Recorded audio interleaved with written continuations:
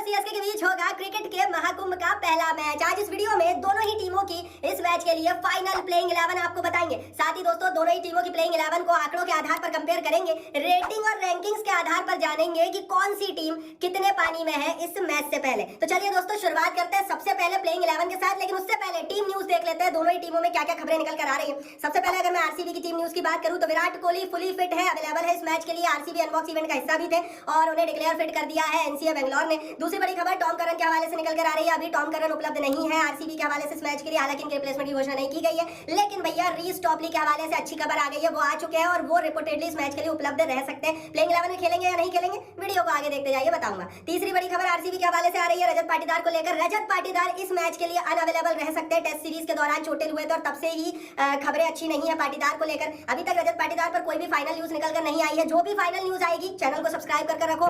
चलिए दोस्तों Chennai super Kings की टीम न्यूज देख लेते हैं। तो पहली न्यूज ये है कॉनवे रूल्ड आउट है, अभी तक रिप्लेसमेंट की घोषणा नहीं की है चेन्नई वालों ने। आई डोंट थिंक कि चेन्नई को कॉनवे की सीधी रिप्लेसमेंट मिलेगी और कोई उल्टा ही प्लेयर इनको यहाँ पर फिक्स करना पड़ेगा। चेन्नई अभी रिप्लेसमेंट की घोषणा नहीं करेगी कॉनवे की और वेट करेगी, क्योंकि अभी की स्थिति में चेन्नई के कुछ प्लेयर्स और इंजर्ड है और चेन्नई देखना चाहती है कि किन डिपार्टमेंट्स में उनको प्लेयर्स की जरूरत है और उसी को फिर रिप्लेसमेंट के रूप में लाया जाएगा। दूसरी रिपोर्ट है शिवम दुबे माइट अनअवेलेबल। शिवम दुबे भी इस मैच के लिए अनुपलब्ध रह सकते हैं, रणजी के दौरान चोटिल हुए थे। इनका भी अभी फाइनल नहीं है, 80% तो ये नहीं खेलेंगे, लेकिन इनको लेकर भी जो फाइनल अपडेट आएगी वो हम टेलीग्राम पर दे देंगे। Link is in the description box में लिंक है। तीसरी खबर है पार्टी राणा को लेकर और मुस्तफिजुर रहमान को लेकर। पार्टी राणा इस मैच के लिए उपलब्ध नहीं है, हैमस्ट्रिंग इंजरी हुई थी, और मुस्तफिजुर रहमान भी इस मैच में उपलब्ध नहीं है। तो कई प्लेयर्स चेन्नई के भी उपलब्ध नहीं है और कुछ प्लेयर्स रॉयल चैलेंजर्स बेंगलोर के भी उपलब्ध नहीं है। लेकिन भैया अनुपलब्ध अनअवेलेबल खिलाड़ियों के साथ अब प्लेइंग 11 कैसी रहेगी वो देख लेते हैं। सबसे पहले दोस्तों आरसीबी और सीएसके दोनों ही टीमों के ओपनर्स की बात करें तो आरसीबी के हवाले से विराट कोहली और फाफ डू प्लेसिस ओपनिंग करने वाले। बहुत बड़ा जो संकट था, सवाल था कि विराट उपलब्ध रहेंगे या नहीं रहेंगे, वो सॉल्व हो चुका है विराट के। दूसरी तरफ चेन्नई के लिए दिक्कत है क्योंकि यहाँ पर अब रचिन रविंद्र की एंट्री होगी, क्योंकि कॉनवे नहीं है। रचिन रविंद्र को लगभग 2 करोड़ के आसपास 1.8 करोड़ में खरीदा था नीलामी में और वो यहाँ पर बहुत काम आने वाले क्योंकि बहुत फ्लेक्सिबल खिलाड़ी है। गायकवाड़ के साथ रचिन रविंद्र ओपनिंग करेंगे कॉनवे की अनुपस्थिति में। अब देखते हैं ये कितनी ज्यादा सक्सेसफुल हो जाती है इनकी ओपनिंग जोड़ी। चलिए दोस्तों आगे बढ़ते हैं, अब दोनों ही टीमों के मिडिल ऑर्डर की बात कर लेते हैं। सबसे पहले अगर मैं आरसीबी के मिडिल ऑर्डर की बात करूं तो नंबर 3 पर अनुज रावत, नंबर 4 पर मैक्सी, नंबर 5 पर कैमरन ग्रीन उतरेंगे। यहाँ पर दोस्तों पोजीशंस कुछ भी हो सकती है तीनों की, क्योंकि अनुज रावत एक ऐसा खिलाड़ी है जो रिप्लेसमेंट बनकर आएगा। रजत पाटीदार के नहीं होने से प्रॉब्लम है आरसीबी को मिडिल ऑर्डर में, क्योंकि अगर पाटीदार होते तो ये संपूर्ण बल्लेबाजी प्लेइंग 11 बन जाती।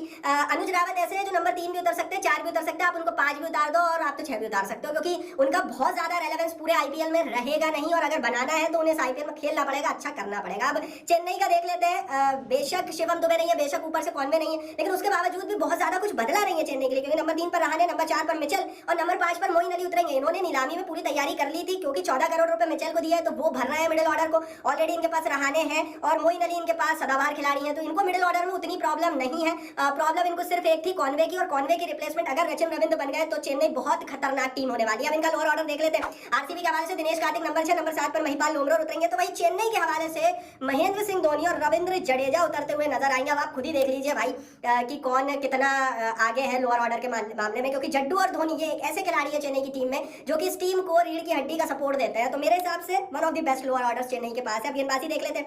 आरसीबी के हवाले से जोसेफ उतरेंगे 8 पर, 9 पर सिराज, 10 पर करण शर्मा, 11वें नंबर पर आकाशदीप उतरेंगे। तो वही चेन्नई सुपर किंग्स की टीम के हवाले से शार्दुल ठाकुर, दीपक चहर, एम तीक्षणा और मुकेश चौधरी उतरने वाले हैं गेंदबाजी में। तो दोनों टीमों की प्लेइंग 11 है पहले मैच के लिए। अगर मैं बात करूं आरसीबी की तो आरसीबी के हवाले से आपने प्लेइंग 11 में देख ही लिया। विकेट कीपर का रोल ऐसी परिस्थिति में दिनेश कार्तिक करेंगे, कप्तान प्लेसिस से रहेंगे। चेन्नई के हवाले से कप्तानी महेंद्र सिंह धोनी, तो वही विकेट कीपर का रोल भी धोनी निभाएंगे। अब भैया अब कर लेते हैं कंपैरिजन दोनों ही टीमों की प्लेइंग 11 को। अब हम साइड बाय साइड कंपेयर करेंगे, आंकड़ों के हिसाब से देखेंगे कि कौन आगे है कौन पीछे। सबसे पहले करेंगे ओपनर्स कंपैरिजन। स्क्रीन पर आप देख पा रहे होंगे। सबसे पहले अगर मैं रॉयल चैलेंजर्स बेंगलोर के ओपनर्स की बात करूं, विराट और प्लेसिस ने मिलकर अभी तक आईपीएल इतिहास में कंबाइंड स्टैट्स की अगर मैं बात करूं तो कंबाइंड स्टैट्स के रूप में 367 मैचेस में 11,396 रन किए हैं। एवरेज 37.9 का है, स्ट्राइक रेट 132 का। दूसरी तरफ अगर मैं चेन्नई सुपर किंग्स के ओपनर रविंद्र गायकवाड़ की बात करूं तो रविंद्र के पास कोई अनुभव नहीं है, दैट्स व्हाई आंकड़े अच्छे नहीं है। चेन्नई के ओपनर्स के कॉनवे होते तो आंकड़े कुछ सुधरे हुए होते।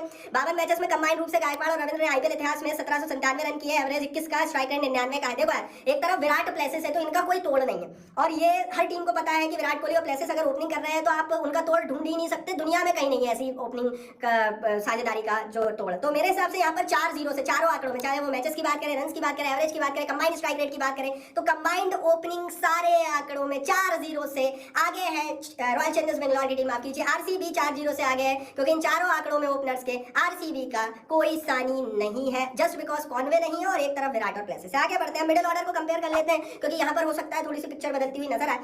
अगर मैं मिडिल ऑर्डर की बात करूं तो भैया आरसीबी के मिडिल ऑर्डर ने मतलब अनुज रावत, मैक्सवेल और कैमरन ग्रीन ने मिलकर अभी तक आईपीएल में कंबाइंड रूप से 152 मैचों में 33-91 रन किए, एवरेज 30 के लगभग का, स्ट्राइक रेट 144 करा। दूसरी तरफ चेन्नई सुपर किंग्स के मिडिल ऑर्डर ने मतलब रहाणे, मिचेल और मोइन अली ने मिलकर अभी तक आईपीएल इतिहास में 231 कंबाइंड मैचों में लगभग 54 से 34 रन किए, एवरेज 30.9, स्ट्राइक रेट 133.2 का है। यहाँ पर दोस्तों आंकड़ा क्लियर कट बताता है, एवरेज के मामले में दोनों ही मिडिल ऑर्डर समान लेवल पर है, स्ट्राइक रेट मतलब तेज रन बनाने के मामले में आरसीबी का मिडिल ऑर्डर ज्यादा आगे है। आरसीबी का मिडिल ऑर्डर तेज गति से रन मतलब ज्यादा चौके छक्के के साथ रन बनाएगा, लेकिन भैया अनुभव, नंबर ऑफ मैचेस और रन्स के मामले में इन दोनों ही पड़ावों पर चेन्नई सुपर किंग्स का मिडिल ऑर्डर आ गया। अनुभव ज्यादा है चेन्नई के पास रन बनाने का मिडिल ऑर्डर को, लेकिन भैया तेज रन आरसीबी वाले बनाते हैं। तो दो आंकड़ों में क्योंकि चेन्नई आगे है तो 2-1 से यहाँ पर मिडिल ऑर्डर में चेन्नई सुपर किंग्स की टीम आगे है, 1 पॉइंट मिलता है आरसीबी की टीम को। आगे बढ़ते हैं दोस्तों, लोअर ऑर्डर का कंपैरिजन कर लेते हैं, बड़ा इंटरेस्टिंग हो गया कंपैरिजन। लोअर ऑर्डर की बात करूं दोस्तों तो लोअर ऑर्डर में दिनेश कार्तिक और लोमरोड ने मिलकर अभी तक आईपीएल इतिहास में कंबाइंड रूप से 272 मैचों में 4918 रन किए, 131 के स्ट्राइक रेट के साथ। तो वही चेन्नई सुपर किंग्स के लोअर ऑर्डर ने मतलब धोनी और जड्डू ने मिलकर अभी तक आईपीएल इतिहास में, बिलीव नहीं करोगे आप, 482 दोनों ने मिलकर 482 मैचेस के लिए 7778 रन बना दिए,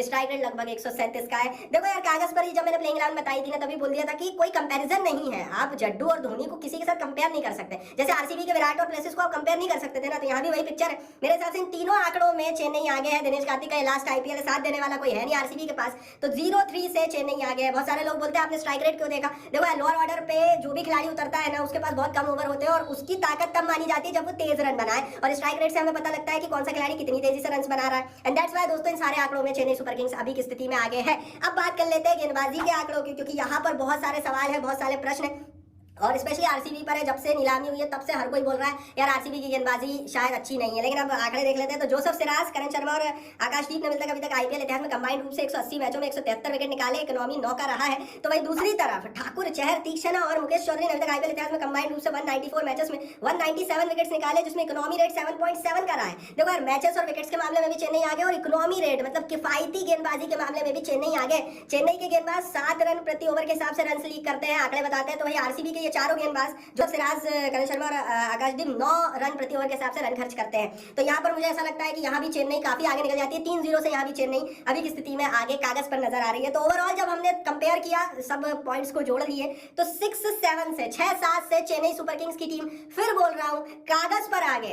देखो यार विराट कोहली का दिन हुआ तो उनके आगे कोई है नहीं, विराट से बड़ा खिलाड़ी नहीं है। फिर महेंद्र सिंह धोनी का दिन हुआ तो 4 ओवर में कितने रन बना सकते हैं हमने देखा है, लेकिन आंकड़े कागज पर 6-7 से चेन्नई को आगे बता रहे हैं। मैं फिर बोल रहा हूँ ये मैच का रिजल्ट नहीं है, मैच में क्या होगा ये मैच में ही पता लगेगा। विराट जैसा प्लेयर अगर अपनी वाली पे आ गया तो पूरी चेन्नई को उड़ा सकता है, और धोनी जैसा खिलाड़ी अपनी वाली पे आ गया तो आरसीबी का नाम निशान बचेगा नहीं। इसलिए विराट और धोनी के लिए लाइक कर दो, बहुत बड़ा मैच है, आंकड़े भी यही बता रहे हैं, बहुत कांटे की टक्कर है। इस वीडियो को लाइक और शेयर कर दो, चैनल को सब्सक्राइब नहीं किया तो सब्सक्राइब करो, नीचे बड़ा वेट करके बेल आइकन दबाओ।